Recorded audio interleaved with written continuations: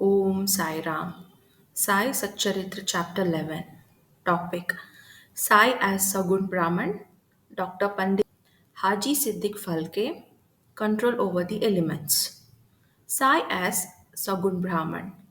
There are two aspects of God or the Brahman, the invisible, that is Nirgun, and the visible, that is Sagun. The Nirgun is formless, while the Sagun has a form and both denote the same Brahman. Some prefer to worship the former and some the latter. As stated in the Gita, chapter 12, the worship of the latter is easy and preferable. As man has got a form, that is, body, senses, etc., it is natural and easy for him to worship the God with form. Our love and devotion do not develop unless we first worship Sagun Brahman for a certain period of time, and as we advance, it leads us to the worship of the Nirgun Brahman. So let us start the Sagun worship. An image, an altar, fire, light, sun, water, and the Brahman are the seven objects of worship. But the Sadguru is better than all of this. Let us, on this occasion, bring to our mind the form of Sai, who was non attachment incarnate and who was a resting place for his sincere devotees. Our faith in his words is the seat of his asan and our sankalpa. Determination to start and finish the puja is the abundant of all our desires. Some say that Sai was a Bhagavat Bhakta, devotee of the Lord, while others say he was a Mahabhagavad Bhakta, that is, a great devotee, but to us, his God incarnate.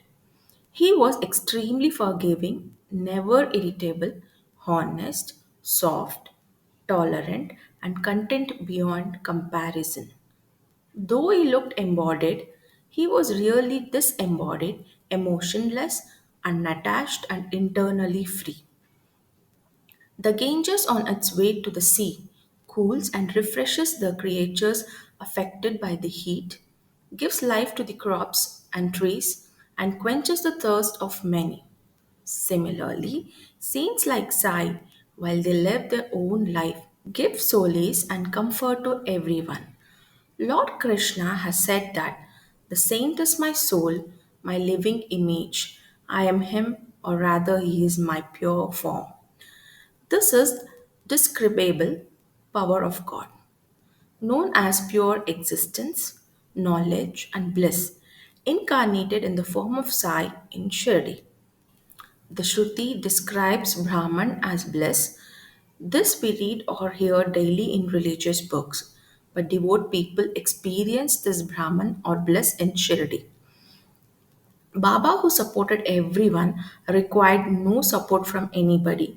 He always used a piece of sackcloth for his seat, which was covered with a small, beautiful bed by his devotees and a pillow to support his back. Baba respected the feelings of his devotees and allowed them to worship him as they liked. Some waved chamara or fans before him, some played on musical instruments, others washed his feet and hands, while some applied scents. Some offered Baba betel nuts with leaves and other things, and others offered naivedya, that is, offering of God. Though he looked like he was living in Shirdi, he was present everywhere. This all pervasiveness was experienced daily by his devotees. Dr. Pandit's worship. Dr. Pandit, a friend of Tatya Sahib Nulkar, once came to Shirdi to receive Baba's darshan. After bowing before Baba, he stayed in the masjid for some time. Baba asked him to go and meet Dadabat Kelkar. He went to Dadabat, by whom he was well received. Then Dadabat left his house for the Aati Puja and Dr. Pandit accompanied him.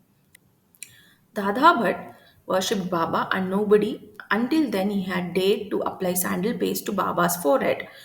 Only Malsapati used to apply it to Baba's throat, but the simple hearted and devout Dr. Pandit took Dadabat's dish with puja material. which contained sandal paste, and drew three horizontal lines on Baba's forehead. To everyone's surprise, Baba was silent and did not object to this. Then Dada Bhatt that evening asked Baba, "How was it that you object to sandal paste being applied by others to your forehead, while you allow Dr. Pandit to do so?" Baba replied that Dr. Pandit believed him to be the same as his guru, Raghunath Maharaj of Dhopeshwar, known as Kaka Puranik, and he applied the paste to Baba's forehead as he would do to his guru. Hence, Baba could not object. On inquiry, Dr. Pandit told Dada but that he indeed took Baba to be his guru, Kaka Puranik, and hence he had drawn the lines on Baba's forehead. Though Baba allowed devotees to worship him as they pleased, sometimes he acted in strange ways. Sometimes he threw away the puja dish and was wrath incarnate. Then could approach him. Sometimes he scolded devotees. Later, he looked softer than wax, a statue of peace and forgiveness. Though he seemed to shake with anger and his red eye rolled, he was internally a stream of affection and motherly love. Immediately, he called out to his devotees and said that he would only be angry with his devotees if mothers kicked their children and if the sea turned back the rivers.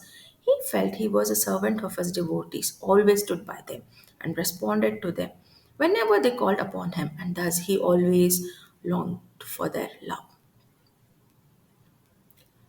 Haji Siddiq Falke. There was no telling when Baba would accept a devotee. That depended on his sweet will.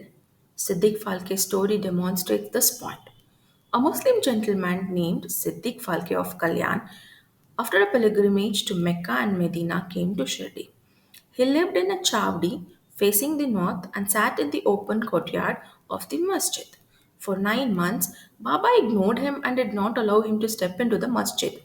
Falke felt very disconsolate and did not know what to do. Somebody advised him not to be disappointed but to try and approach Baba through Shama, that is Madhav Rao Deshpande, a devotee who was very close to Baba. Falke liked the idea and implored Shama to intercede for him. Shama agreed on a convenient occasion, spoke to Baba, "Why don't you allow the old Haji to step into the masjid? When so many people come and receive your darshan, why not bless him once?" Baba replied, "Shama, you're too young to understand things. If the fakir does not allow, what can I do? Without his grace, who will climb into the masjid?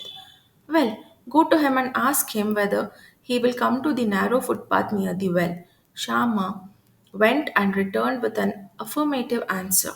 Baba then said to Shama, "Ask him whether he is willing to pay me the sum of 40,000 rupees in 4 installments." Shama went and returned with the answer that Falke was even willing to pay 4 million rupees. And then Baba said to Shama, "We are going to butcher a goat in the masjid, so ask him whether he would like to have mutton, the haunch, or the testicles of the goat."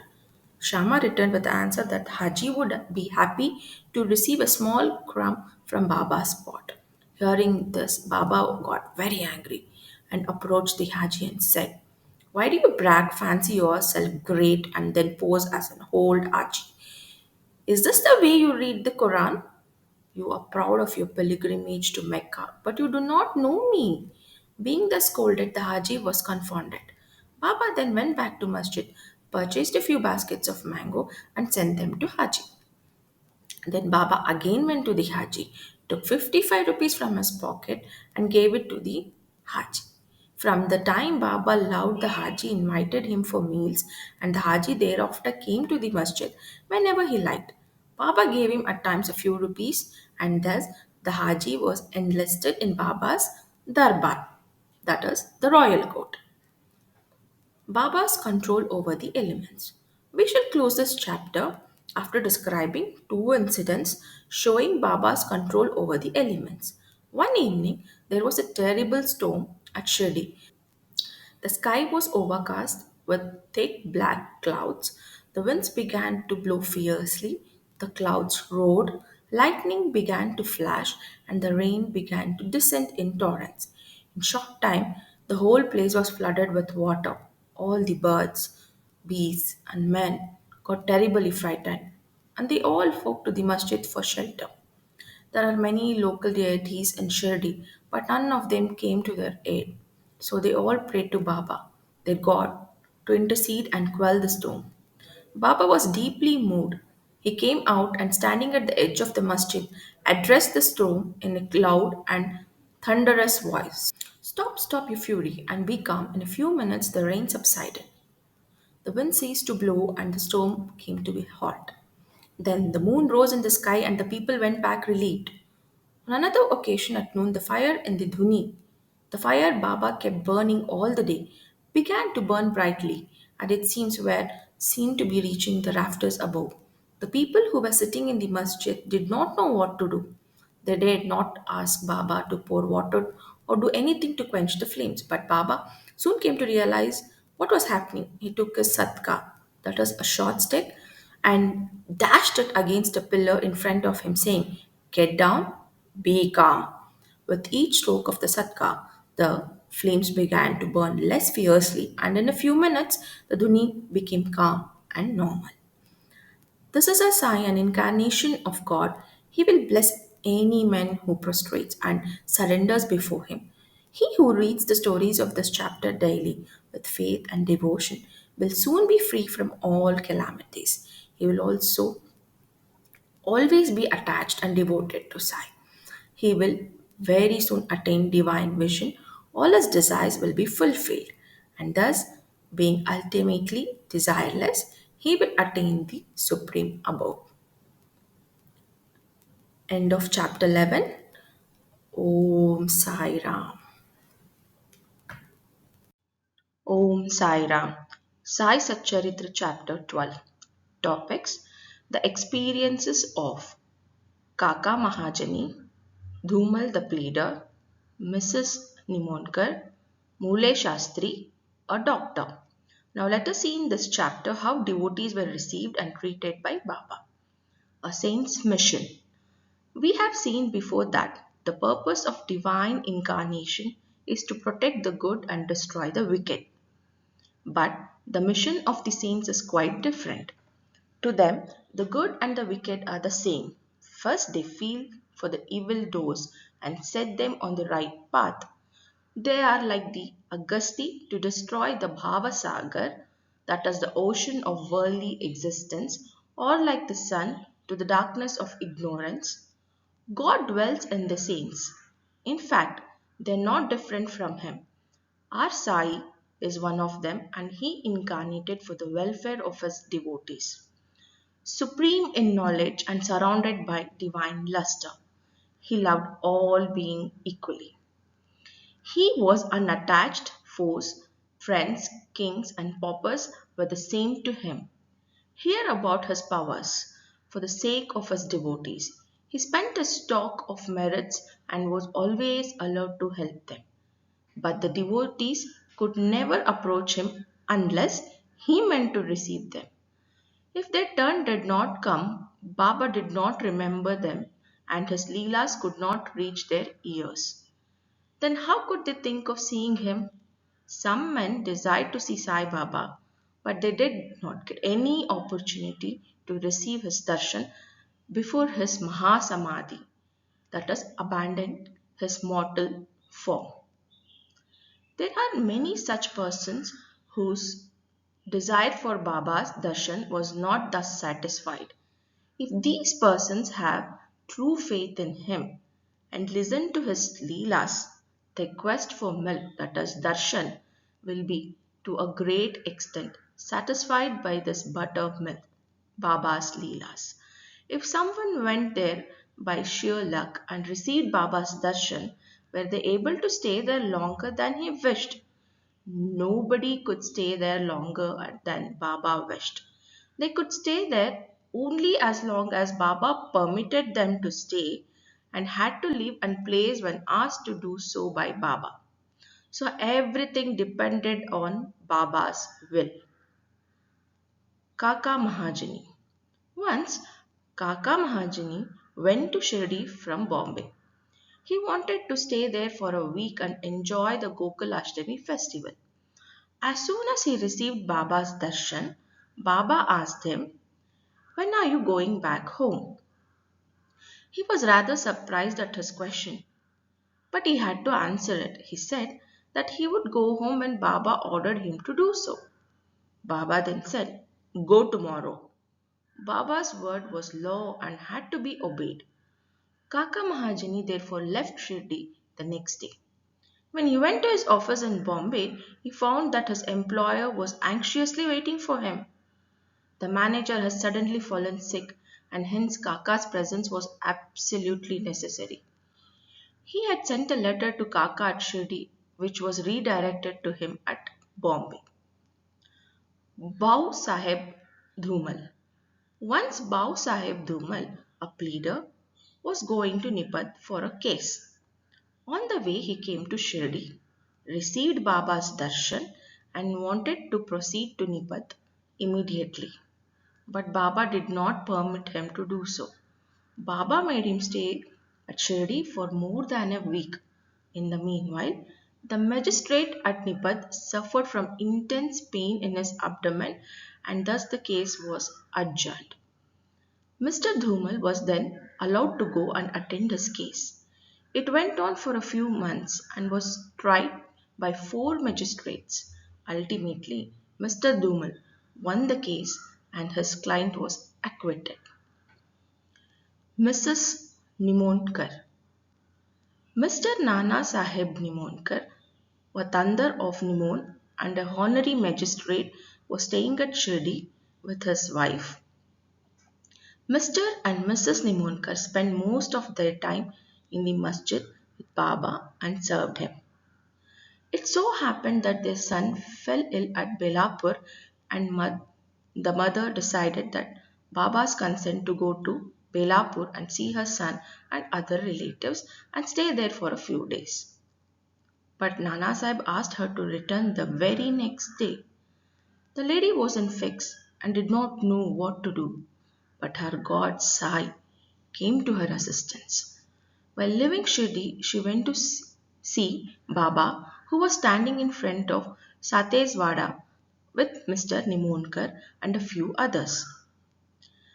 She prostrated at his feet and asked for his permission to live. Baba said to her, "Go quickly, be calm, stay comfortably at Belapur for 4 days, see all your relatives, and then return to Shirdi." How opportune were Baba's words! Nana Sahib's proposal was overruled by Baba's decree.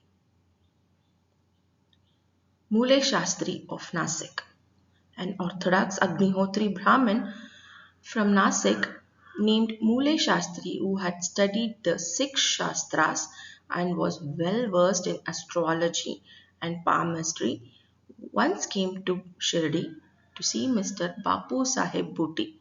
That is, he is the famous millionaire from Nagpur. After meeting him, he went with a few others to see Baba in the masjid.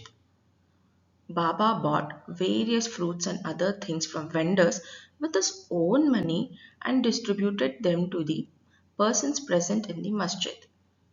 Baba used to press a mango on all the sides so skillfully that when any person received it from Baba and sucked it, he got all the pulp at once in his mouth and could throw away the stone and the skin forthwith.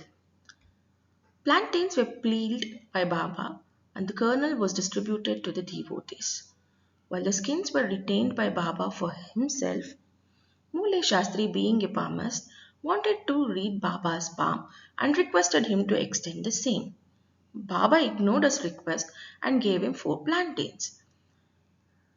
Then they all returned to the Vada and Mule Shastri bathed, wore sacred cloths, and started his routine duties. Then Baba, as usual, started for the lendi and said, "Take some geru, a red substance used to dye clothes, saffron. We shall don saffron today." No one understood what Baba meant. After some time, Baba returned and preparations for the noon. Aarti were being made. Bapu Sahib Jog asked Mule Shastri whether he would accompany him for the arti. Shastri replied that he would see Baba in the afternoon. Very soon, Baba sat on a seat and was being worshipped by his devotees, and the arti commenced. Then Baba said, "Get some dakshina from him, from the new Brahmin." Bhuti himself went to get the dakshina, and when he relayed Baba's message to Mule Shastri, Shastri was sorely perplexed. He thought, "I'm a pure Agnihotri Brahmin. Why should I pay dakshina? Baba may be a great saint, but I am on not his dependent." But as a great saint like Sai Baba was asking for dakshina through a millionaire like Booty, he could not refuse. So, leaving his routine unfinished, he left with Booty to the masjid. Thinking himself holy and sacred and the masjid otherwise, he remained at a distance and threw flowers at Baba. Then all of a sudden he saw his late guru Golap Swami there in place of Baba. He was wonderstruck. Could this be a dream? And how could his late guru Golap be there? He was speechless for some time. He pinched himself and looked again, but could not reconcile the fact that his late guru was in the masjid. Ultimately, abandoning all doubt, he went up, fell at the Guru's feet, and then getting up, stood there with folded hands. Other people sang Baba's Aarti while Mule Shastri chanted his Guru's name. Then, casting off all pride of caste and ideas about sacredness, he fell flat at his Guru's feet and closed his eyes. When he got up and opened his eyes, he saw Baba asking for dakshina. Seeing Baba's blissful form and inconceivable power, Mule Shastri forgot himself. He was extremely pleased and his eyes were full of tears of joy. He again bowed before Baba and gave him dakshina. He said that his doubts were removed and that he saw his own Guru. On seeing this wonderful Leela, everyone was quite moved and they realized the meaning of Baba's words. Bring Geru. We shall don saffron today. Such are the wonderful Leelas of Baba. A doctor. Once a Mamlatdar came to Shirdi with a friend who was a doctor. The doctor said that the deity was Rama and that he would not bow before a Muslim, and so he was unwilling to go to Shirdi. The Mamlatdar replied that nobody would press him to bow before Baba, so he should merely come along and provide the pleasures of his company. So they came to Shirdi and went to the masjid to receive Baba's darshan. Everyone was wonderstruck to see the doctor going ahead and bowing before Baba. They asked him now he forgot his resolve and bowed before a Muslim. Then the doctor replied that he saw his beloved deity Rama on the seat and he therefore prostrated himself before Rama. Then, as he was doing this, he saw Sai Baba there again. Rather dismayed, he said, "Is this a dream? How could he be a Muslim? He is a great Yoga Sampanna, full of Yoga avatar." The next day, he took a vow and began to fast. He absented himself from the masjid, resolving not to go there until Baba blessed him. 3 days passed, and on the fourth day, a close friend of his from Khandesh turned up and he accompanied the friend to masjid to receive Baba's darshan. After they both bowed before Baba, Baba asked the doctor whether anybody had come to fetch him.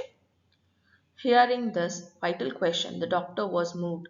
The same night he was blessed by Baba and he experienced supreme bliss in his sleep. Then he left for his town where he experienced the same state for a fortnight. Thus his devotion to Sai Baba increased significantly. The moral of all the stories mentioned above, especially that of Mule Shastri, is that we should have firm faith in our Guru and no one else. More Leelas of Sai Baba will be described in the next chapter. End of the chapter. Om Sai Ram. Om Sai Ram, Sai Satcharitra, Chapter 13. Topics: more about Sai Leelas, diseases cured, Bhimaji Patil, Bala Shimpi, Bapu Saheb Booty, Alandi Swami, Kaka Mahajan, Datto Pantov, Hartha, the inscrutable power of Maya. Baba's words were always short, pithy, deep, full of meaning, efficient, and well balanced. He was ever content and never cared for anything. He said, though I have become a fakir, have no house or wife, and though living of all cares, I have stayed at one place, the inevitable Maya teases me often. Though I forgot myself, I cannot forget her. She always envelops me. This Maya is the elusive power of the Lord Sri Hari, teases God Brahma and others. Then what to speak of a poor fakir like me? Those who take refuge in the Lord will be freed from her clutches with his grace. In such terms, Baba spoke about the power of Maya. Lord Sri Krishna has said to Uddhava in the Bhagavad that the saints are his living forms. And see what Baba had said for the welfare of his devotees. Those who are fortunate and whose demerits have vanished, take to my worship. If you always say, Sai, Sai, I shall take you over the seven seas, believe in these words, and you will be certainly benefited. I do not need any paraphernalia of worship, either eightfold or sixteenfold. I rest there where there is full of devotion. Now read what Sai, the friend of those who surrendered themselves to him, did for their welfare. Bhimaji Patil, one Bhimaji Patil of Narayanagaon, Taluka Junnar, district Pune, suffered in the year 1909 AD from a severe and chronic chest disease which ultimately developed into tuberculosis. He tried all sorts of pathos, that is, the remedies, but to no effect. Losing all hopes, he ultimately prayed to God, O Lord Narayana, help me now. It is a well known fact that when our circumstances are well off, we do not remember God. But when calamities and adversities overtake us, we are reminded of Him. So Bhimaji now turned to God. It occurred to him that he should consult Mr. Nana Sahib Chandorkar, a great devotee of Baba, in this respect. So he wrote him a letter giving all details of his malady and asking for this opinion. In reply, Mr. Nana Sahib wrote to him that there was only one remedy left, and that was to have recourse to Baba's feet. Relying on Mr. Nana Sahib's advice, he made preparation for going to Shirdi. He was brought to Shirdi and taken to the masjid and placed before Baba. Mr. Nana Sahib and Shama, that is Madhavrao Deshpande, were then present. Baba pointed out that the disease was due to the previous evil karma and was not at first disposed to interfere. But the patient cried out in despair that he was helpless and sought refuge in him. As he was his last hope and prayed for mercy, then Baba's heart melted and he said, Stay cast off your anxiety. Your sufferings have come to an end. However, oppressed and troubled one may be, as soon as he steps into the masjid, he is on the pathway to happiness. The fakir here is very kind. He will cure the disease and protect all the love and kindness. The patient vomited blood every 5 minutes. But there was no vomiting in the presence of Baba. From the time Baba uttered the words of hope and mercy, the malady took a favorable turn. Baba asked him to stay in Bhima Bhai's house, which was not a convenient and healthy place, but Baba's order had to be obeyed. While he was staying there, Baba cured him by two dreams. The first dream, he saw himself as a boy suffering the severe pain of a flogging, which he received for not reciting his Swami poetry lesson before his class master. In the second dream, someone caused him intense pain and torture by rolling a stone and down over his chest. With the pain thus suffered in dream, his cure was complete and he went home. He then often came to Shirdi, gratefully remembering what Baba did for him and prostrated before him. Baba also did not expect anything from devotees, but grateful remembrance, unchanging faith, and devotion. People in the Maharashtra always celebrate Satyanarayan Puja in their homes every fortnight or month. But it was this Bhimaji Patil who started a new Sai Satyavrata Puja instead of Satyanarayana Vrata Puja in his house when he returned to his village. Bala Ganpat Shimpi, another devotee of Baba by name Bala Ganapat Shimpi, suffered much from a malignant type of malaria. He tried all sorts of medicines and but it all went in vain. The fever did not abate a jot, and so he ran to Shirdi and fell on Baba's feet. Baba gave him a straight recipe in this case as follows: give a black dog some morsels of rice mixed with curds in front of the Lakshmi temple. Bala Shimpi did not know how to execute this recipe, but no sooner he went home than he found rice and curds. After mixing them together, he brought the mixture near the Lakshmi temple when he found the black dog waving its tail. He placed the curds and rice before the dog. The dog ate it, and strange to say, Bala got rid of his malaria. Bapu Saheb Booty. Shriman Bapu Saheb Booty suffered once from dysentery and vomiting. His cupboard was full of patent drugs and medicines, but none of them had any effect. Bapu Saheb got very weak on account of puddings and vomitings and therefore was not able to go to the masjid for Baba's darshana. Baba then sent for him and made him sit before him and said, now take care, you should not purge any more. And waving his index finger, the vomiting must also stop. Now look at the force of Baba's words. Both the maladis took off their heels, disappeared, and Booty felt well. On another occasion, he had an attack of cholera and suffered from severe thirst. Dr. Pillai tried all sorts of remedies but could give him no relief. Then he went to Baba and consulted him as what to drink, what would allay his thirst and cure the disease. Baba prescribed an infusion of almonds, walnuts, pistachio, boiled in sugar milk. This would be considered as a fatal aggravation of his disease by any other doctor or physician, but in implicit obedience to Baba's order, the infusion was administered, and strange to say, the disease was cured. Alandi Swami. A Swami from Alandi wishing to take Baba's darshana came to Shirdi. He suffered from a severe pain in his ear, which prevented him from getting the sleep. He was operated for this, but it served no purpose. The pain was severe, and he did not know what to do. While he was returning, he came to take Baba's leave when Shama, that is Madhavrao Deshpande, requested Baba to do something for the pain in the Swami's ear. Baba confronted him saying, Allah acha karega. God will do good.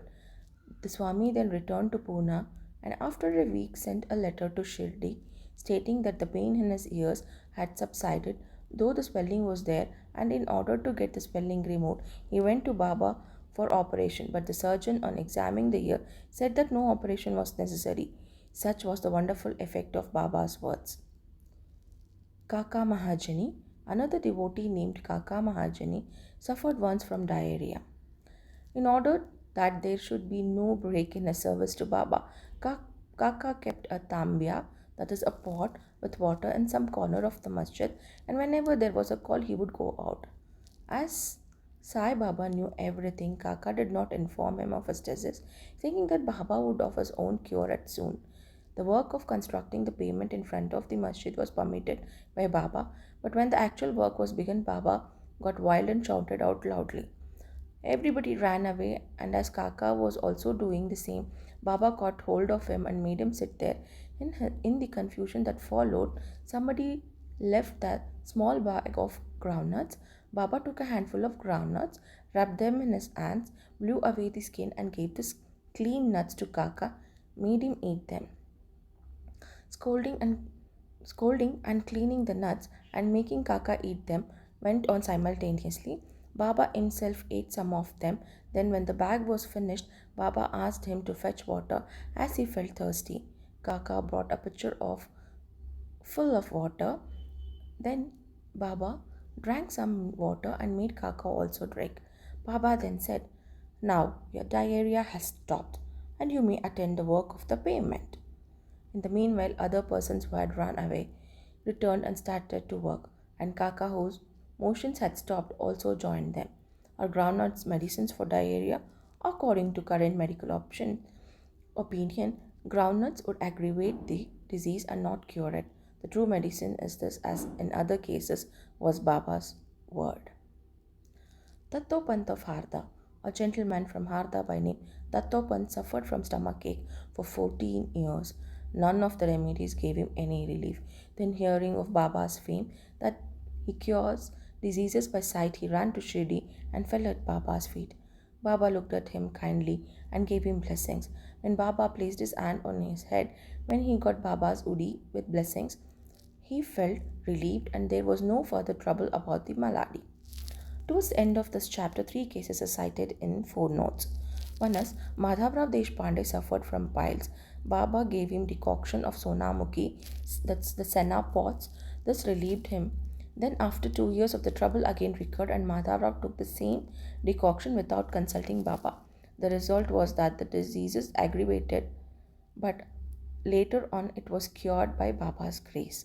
Second one, Kaka Mahajani's elder brother Gangadhar Pant suffered for many years from stomachache. Hearing Baba's fame, he came to Shirdi and requested Baba to cure him. Baba touched his belly and said, God will cure. From that time, there was no stomach pain and he was completely cured. Third one is Nana Sahib Chandorkar also once suffered from intense stomach pain. He was restless the whole day and night. Doctors administered syringes which produced no effect. Then he approached Baba, who told him to eat barfi, a kind of a sweet mixed with ghee. This recipe gave him complete relief. All the stories go to show that the real medicines that cured the various diseases permanently was Baba's word and grace and not any medicines or drugs. Om Sairam. End of chapter 13.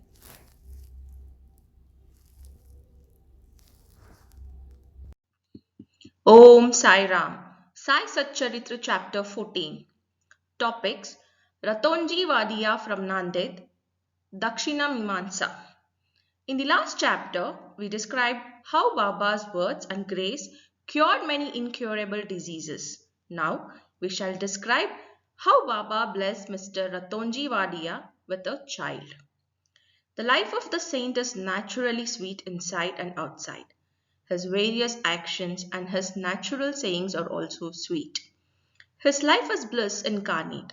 Sai told us devotees' stories as a means for them to remember him.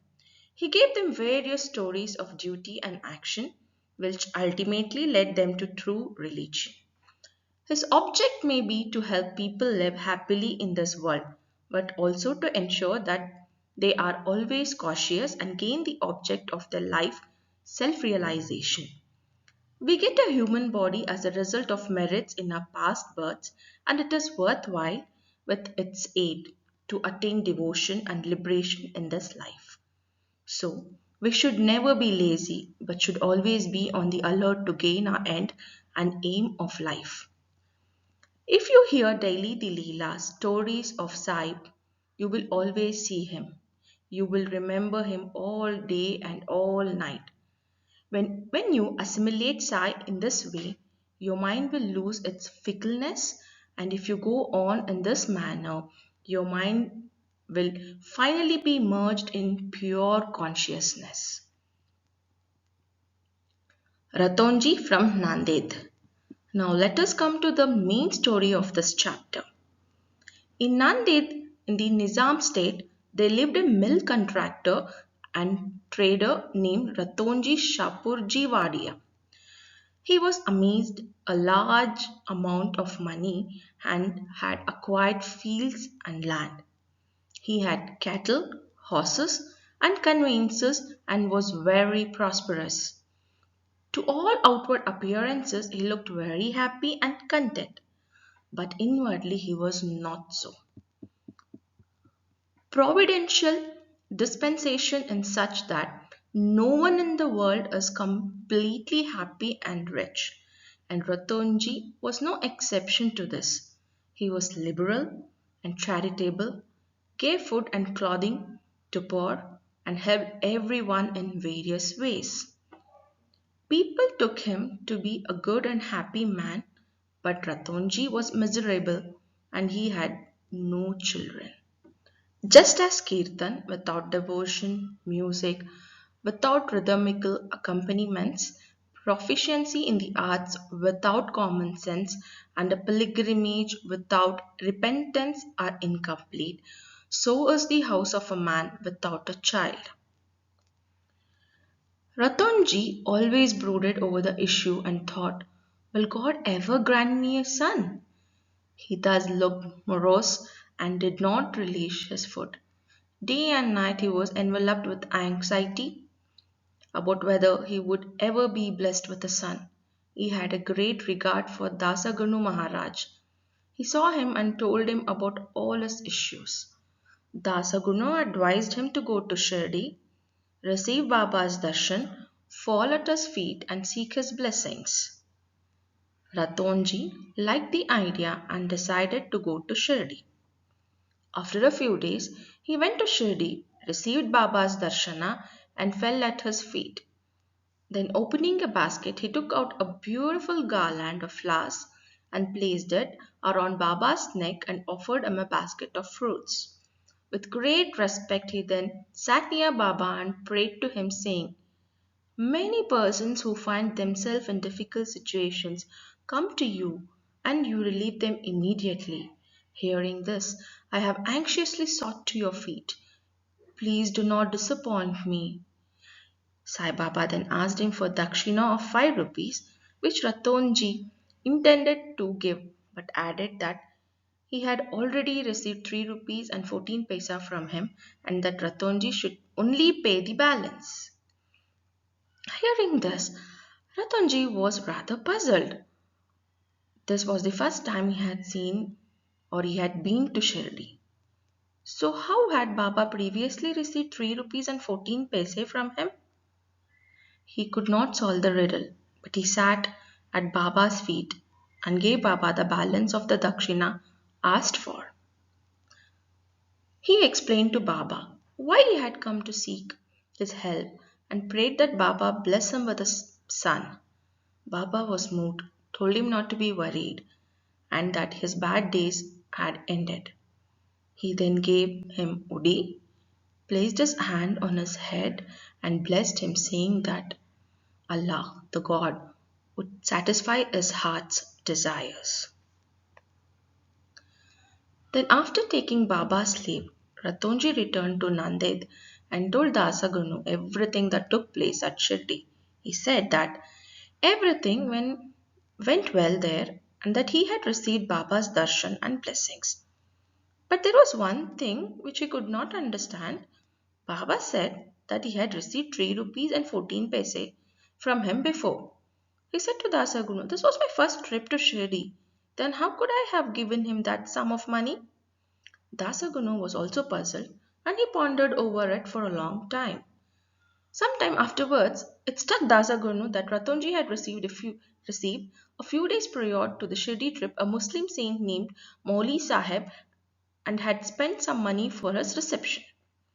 Mauli Sahib was a saint well known to be people of Nanded. Before Ratonji decided to go to Shirdi, Mauli Sahib happened to visit Ratonji. Ratonji knew him and loved him, so he gave a small party in his honor. Dasagunu got from Ratonji the memo of expenses of this reception, and everybody was wonderstruck to see that the expenses amount to exactly 3 rupees 14 paisa, nothing more, nothing less. They all came to know the Baba was omniscient and that though he lived in Shirdi, he knew what happened everywhere. In fact, he knew the past, present, and future and could identify himself heart and soul with anybody. Ratonji was satisfied with this explanation, and his faith in Baba was confirmed and increased. In due course, he was blessed with a son, and his joy knew no bounds. It is said that he had 12 children in total, out of which only 4 survived. Dakshina Mimansa. Now we shall close this chapter with a few remarks about Dakshina. It is a well known fact that Baba always asked for Dakshina from people who went to see him. Somebody may ask a question: if Baba was a fakir and perfectly detached from worldly possession, why should he ask for dakshina and care for money? We shall consider this question broadly. For a long time, Baba did not accept anything. He stored, burnt matchsticks, and filled his pockets with them. He never asked for anything from anybody, whether they were devotees or otherwise. If anybody offered him a paisa or a two, he purchased oil or tobacco. He was fond of tobacco, for he always smoked a beedi or a chilmi, an earthen pipe. Then people thought that they could not see saints empty handed, and they therefore placed a few coins before Baba. If a paisa was placed before him, he used to pocket it, and if it was a 2 paisa coin, it was returned immediately.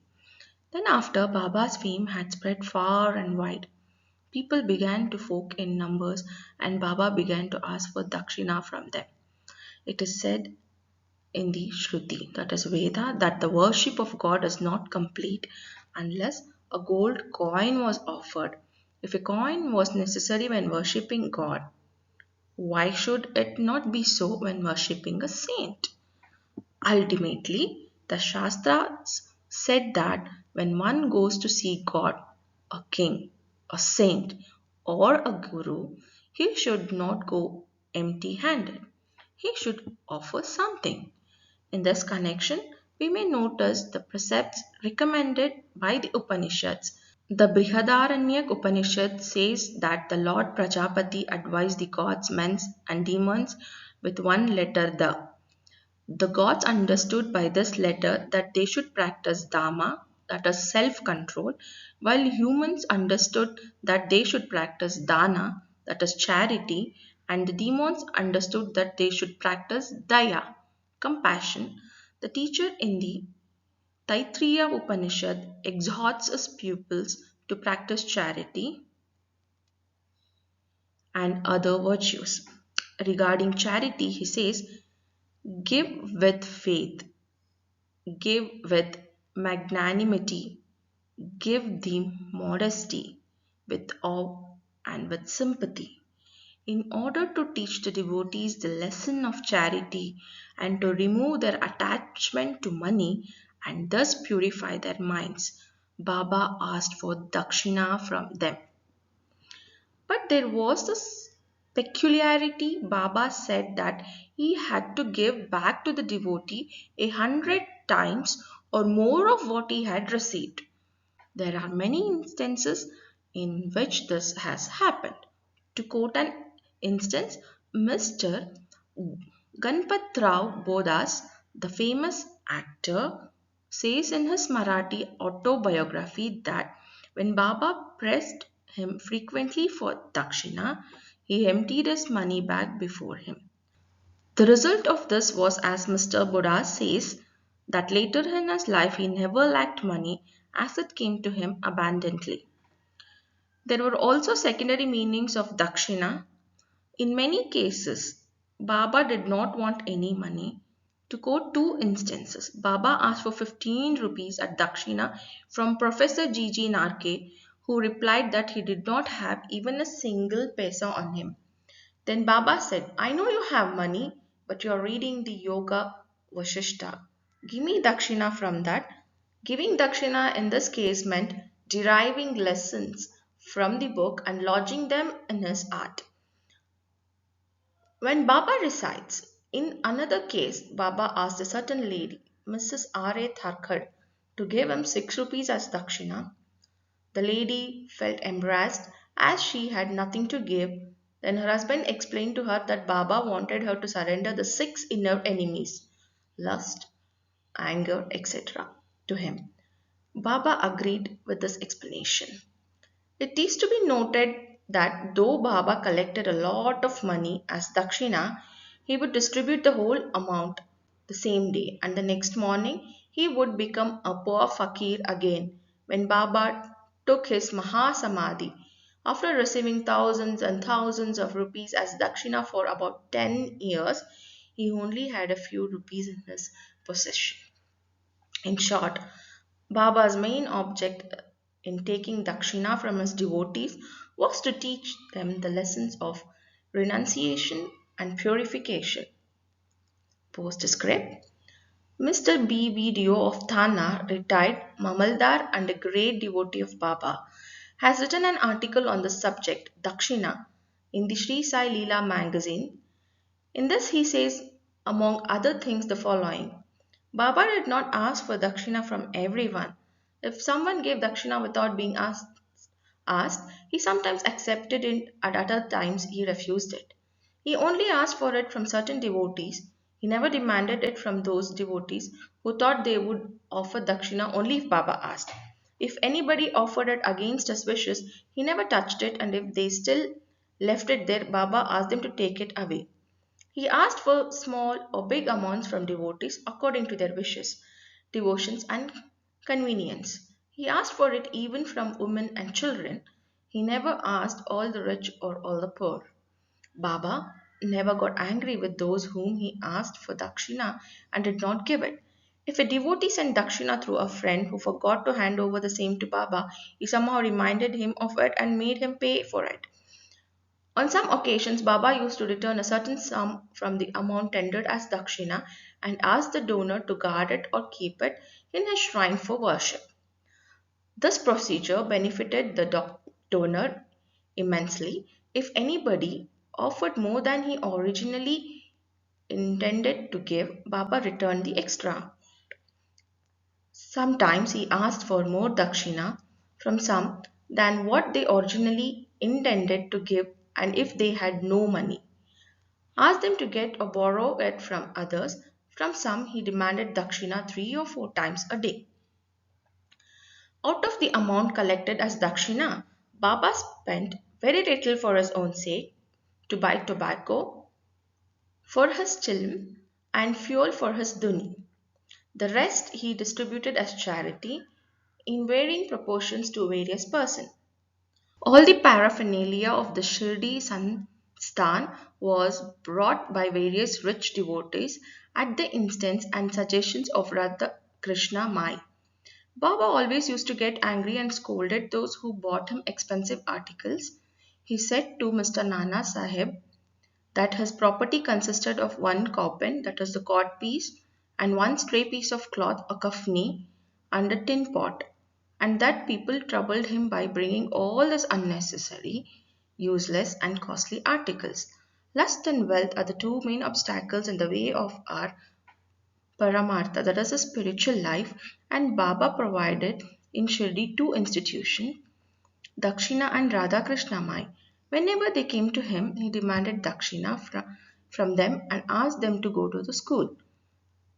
If they stood these two tests well, and if they showed that they were free from attachment for women and wealth, their progress in spirituality was rapid and assured by Baba's grace and blessings. Mr. Dio has also quoted passages from the Gita and Upanishads and shown that charity given in a holy place unto a holy personage benefits the donor's welfare to a great degree.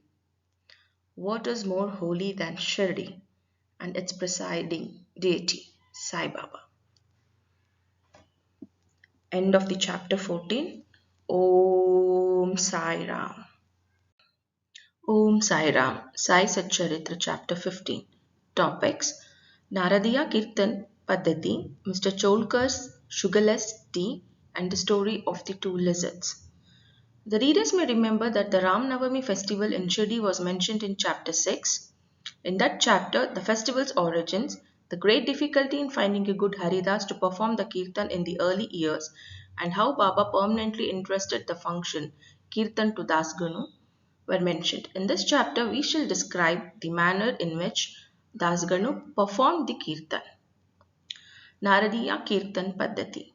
Traditionally, a Haridas while performing the Kirtan wears a gala and full dress. They wear a headdress, either peta or a turban, a long flowing coat with a shirt inside, an uparan, short dhotar on the shoulders, and the usual long dhotar from below the waist. Dressed in this fashion, for some kirtan in the Shirdi village, Dasganu once went and bowed before Baba. Baba asked him, Well, bridegroom, where are you going dressed so handsomely? To perform a kirtan, came the reply. Then Baba said, why do you want all this coat, uparani, and petha? Do away with all that before me. Why wear them on the body? Dasganu immediately took them off and placed them at Baba's feet. From that time on, Dasganu never wore these things while performing the kirtan. He was always bare from the waist upwards. A pair of chiplis were in his hands and a garland hung around the neck. This is not in coincidence with the practice generally followed by the Haridas, but this is the best and the purest method. The sage Narada, from whom the Kirtana Paddhati originated, wore nothing on his trunk and head. He carried a veena in his hand and wandered from place to place singing the glory of the Lord. Mr. Cholkar's sugarless tea. Initially, Baba was only known in the Pune and Ahmednagar districts, but Nana Sahib Chandorkar, by his personal talks, and Das Ganu, through his splendid kirtanas, spread Baba's fame in the Bombay Presidency. In fact, it was Das Ganu, may God bless him, who through his beautiful and imitable kirtanas made Baba available to so many people there. The audience who came to hear the kirtans had different tastes. Some liked the erudition of the person performing the kirtan, his gesture, his singing, wit, and humor, while some liked his preliminary dissertation on the Vedanta and others his main stories. But among them, there were very few who, upon hearing the kirtan, get faith, devotion, love for God, or for saints. The effects of Das Gunu's kirtan on the minds of the audience was electric. We give an instance here. Das Ganu was once performing his kirtan and singing the glory of Sai Baba in Kopineshwar temple in Thana. Mr. Cholkar, a poor man serving a candidate in the civil courts in Thana, was in the audience. He heard Das Ganu's kirtan very attentively and was quite moved. He immediately mentally bowed to Baba and took a vow saying, Baba, I am a poor man, unable to support my family. If by your grace I pass the departmental examination and get a permanent post, I shall go to Shirdi, fall at your feet, and distribute sugar candy in your name. Through divine intervention, Mr. Cholkar did pass the examination and did get the permanent post, and now it remained for him to fulfill his oath. The sooner, the better. Mr. Cholkar was a poor man with a large family to support, and he could not easily afford to pay for the expenses of a Shirdi trip.